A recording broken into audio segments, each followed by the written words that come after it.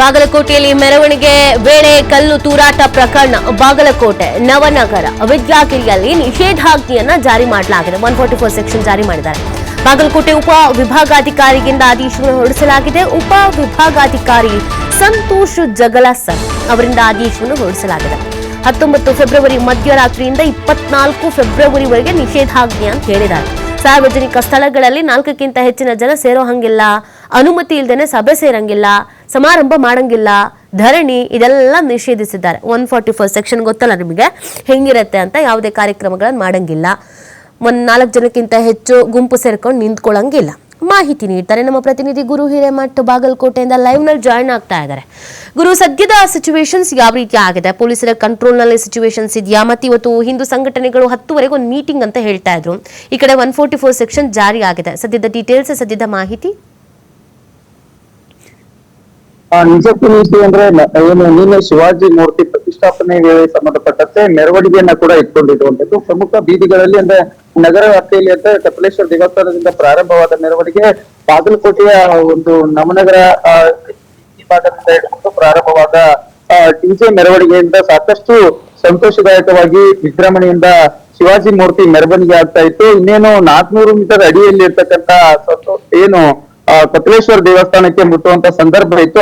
ಆ ಸಂದರ್ಭದಲ್ಲೇ ಈ ಘಟನೆ ಆಗಿರುವಂತದ್ದು. ಅಂದ್ರೆ ಪ್ರಮುಖವಾಗಿ ಮಸೀದಿಯಿಂದ 2 ಕಲ್ಲು ಮತ್ತು ಒಂದು ಚಪ್ಪಲಿಯನ್ನ ಎಸೆದಿದ್ದಾರೆ ಅನ್ನುವಂತ ಮಾಹಿತಿ ಕೂಡ ಲಭ್ಯವಾಗಿರುವಂತದ್ದು. ಅದರಲ್ಲಿ ಪ್ರಮುಖವಾಗಿ ಬಾಗಲಕೋಟೆ SP ಸಿದ್ಧಾರ್ಥ ಗೋಯಲ್ ಅವರಿಗೆ ತಲೆಗೆ ಗಂಭೀರ ಗಾಯ ಆಗಿ ರಕ್ತದ ಕಲೆಗಳು ಕೂಡ ಆ ವಿಡಿಯೋದಲ್ಲಿ ಕೂಡ ಗುರುತಾಗಿರುವಂತದ್ದು. ಆ ಸಂತೆ ಈಗ ಬಾಗಲಕೋಟೆಯ ಏನು ಮಸೀದಿ ಮುಂಭಾಗದಲ್ಲಿ ಇರುವಂತದ್ದು ನೀವು ದೃಶ್ಯದಲ್ಲಿ ನೋಡ್ಬೋದು. ಈ ಭಾಗದಿಂದಲೇ ಏನು ಮೆರವಣಿಗೆ ಹೋಗ್ತಾ ಇತ್ತು. ಮೆರವಣಿಗೆ ಹೋದಂತ ಸಂದರ್ಭದಲ್ಲಿ ಇಲ್ಲಿ ಉದ್ವಿಗ್ನ ಪರಿಸ್ಥಿತಿ ಕೂಡ ಉದ್ಭವ ಆಗ್ತಿತ್ತು. ಅಂದ್ರೆ DJ ಸೌಂಡ್ ಮೂಲಕವಾಗಿ ವಿಶೇಷವಾಗಿ ಏನು ಶಿವಾಜಿ ಮೂರ್ತಿ ಮೆರವಣಿಗೆ ಹೋಗ್ತಾ ಇತ್ತು. 2 ಭಾಗದಲ್ಲಿ ಸಾಕಷ್ಟು ಪೊಲೀಸರ ನಿಯೋಜನೆ ಕೂಡ ಇರುವಂತದ್ದು. ಅಂದ್ರೆ ಆ ಭಾಗದ ಮೇಲ್ಭಾಗದಲ್ಲಿ ಸಾಕಷ್ಟು ಜನರು ಕೂಡ ಅಲ್ಲಿ ಇರುವಂತದ್ದು. ಅಂದ್ರೆ ಈ ಭಾಗದಲ್ಲಿ DJ ಸೌಂಡ್ ಮೂಲಕವಾಗಿ ವಿಜೃಂಭಣೆಯಿಂದ ಇನ್ನೇನು ಕೊತಲೇಶ್ವರ ದೇವಸ್ಥಾನ ಏನಿದೆ ಈ ಭಾಗದಲ್ಲಿ ಕೆಲವೇ 400 ಮೀಟರ್ ಅಡಿಯ ದೂರದಲ್ಲಿ ಇರ್ತಕ್ಕಂಥ ಕೊತಲೇಶ್ವರ ದೇವಸ್ಥಾನಕ್ಕೆ ಮುಟ್ತಾ ಇತ್ತು. ಇದೇ ಸಂದರ್ಭದಲ್ಲಿ ಉದ್ವಿಗ್ನ ಪರಿಸ್ಥಿತಿ ಉಂಟಾಗಿ ಆ ಭಾಗದಿಂದ ಅಂದ್ರೆ ಮಸೀದಿ ಮೇಲ್ಭಾಗದಿಂದ 2 ಕಲ್ಲು ಮತ್ತು ಚಪ್ಪಲಿಯನ್ನ ಎಸೆದುವಂತ ಕೆಲಸಕ್ಕೂ ಕೂಡ ಮುಂದಾಗಿರುವಂತದ್ದು. ಅಂದ್ರೆ ಸಾಕಷ್ಟು ರೀತಿ ಉದ್ವಿಗ್ನ ಪರಿಸ್ಥಿತಿ ಉಂಟಾಗಿರುವಂತದ್ದು. ಅದರಲ್ಲಿ ಸ್ಥಳದಲ್ಲಿ ಸಾಕಷ್ಟು ಬಿಗು ಬಂದೋಬಸ್ತ್ ಪೊಲೀಸರು ಕೂಡ ನಿಯೋಜನೆ ಮಾಡಲಾಗಿತ್ತು. ಆದ್ರೆ ಈ ಸದ್ಯದ ಪರಿಸ್ಥಿತಿಯಲ್ಲಿ ನೋಡ್ಬೋದು ಯಾವ ರೀತಿಯಾಗಿ ವಾತಾವರಣ ಇದೆ. ಅಂದ್ರೆ ಈಗಾಗಲೇ 163 ಆದೇಶವನ್ನ ಕೂಡ ಮಾಡಿರುವಂತದ್ದು. ಅಂದ್ರೆ ಬಾಗಲಕೋಟೆ ಉಪವಿಭಾಗ ಅಧಿಕಾರಿ ಸಂತೋಷ್ ಜಗಲಾಲ್ ಸರ್ ಅವರು ಕೂಡ ಈಗಾಗಲೇ ನಿಷೇಧಾಜ್ಞೆ ಜಾರಿ ಮಾಡಿರುವಂತದ್ದು. ಅಂದ್ರೆ ಬಾಗಲಕೋಟೆ ಮತ್ತು ನವನಗರ ವಿದ್ಯಾಗಿರಿ ಭಾಗದಲ್ಲಿ 4 ಜನರ ಮೇಲೆ ಯಾರು ಕೂಡ ನಿಲ್ತಕ್ಕದ್ದಲ್ಲ ಅನ್ನುವಂತ ಮಾಹಿತಿಯನ್ನ ಕೂಡ ಈಗಾಗಲೇ ಆದೇಶವನ್ನ ಕೂಡ ನೀಡಿರುವಂತದ್ದು.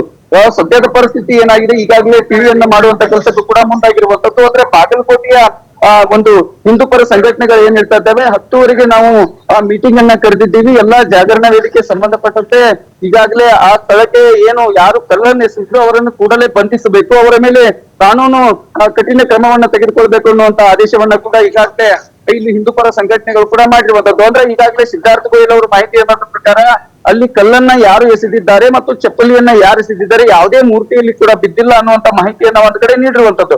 ಆದ್ರೆ ಇಷ್ಟೆಲ್ಲಾ ಪೊಲೀಸ್ ನಿಯೋಜನೆಗಳು ಕೂಡ ಇದ್ರೂ ಕೂಡ ಹಿಂದೂಪರ ಸಂಘಟನೆ ಒಂದು ಜಾಗರಣ ವೇದಿಕೆ ಅಂದ್ರೆ ಪ್ರಮುಖ ಮೆರವಣಿಗೆ ಹೋಗ್ತಾ ಇದೆ. ಇಂಥ ಸಂದರ್ಭದಲ್ಲಿ ಇಂಥ ಕಿಡಿಗೇಡಿತನ ಯಾಕೆ ಮಾಡ್ಬೇಕಾಗಿತ್ತು ಅನ್ನುವಂಥದ್ದು ಹಿಂದೂಪರ ಸಂಘಟನೆಗಳು ಕೂಡ ಈಗಾಗಲೇ ನೀಡಿರುವಂತದ್ದು.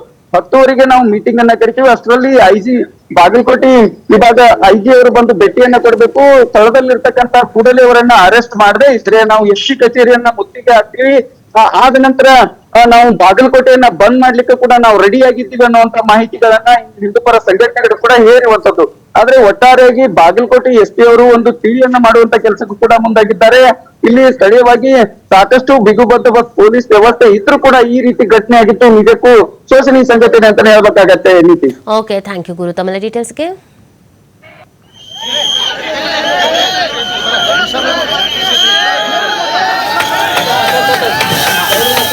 ಇಲ್ಲಿ ಮೇಲೆ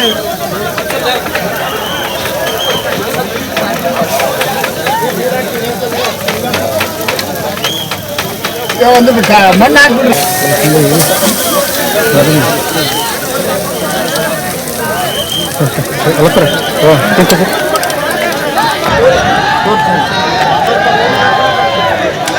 ಅಲ್ಲಿ ಕೂಡ ಇಲ್ಲಿ ಈ ಕಡೆ ಕೂಡ ಬಕೆಟ್ ಇಲ್ಲಿ ಕೂಡ ಇನ್ನಷ್ಟು ಕೊಡ್ರಿ